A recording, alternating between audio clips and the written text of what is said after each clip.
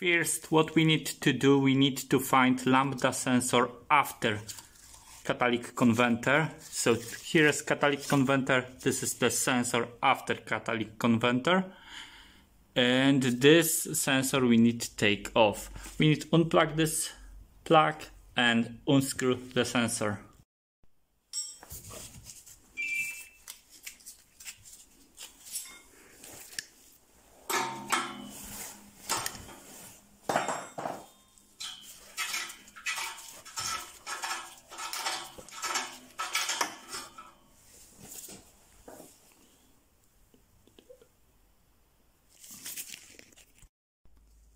Lambda sensor is off. We need to clean it with wire brush.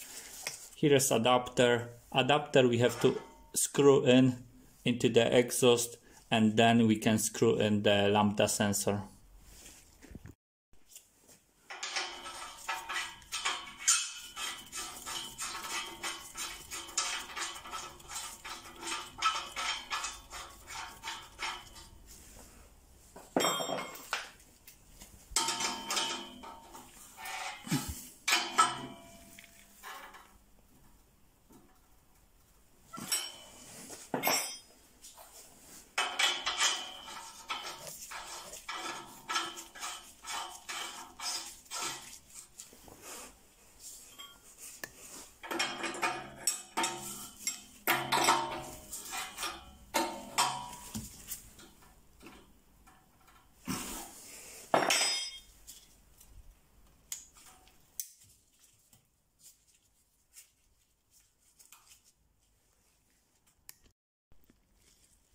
And it's ready. Make sure that the plug is properly on, that is connected.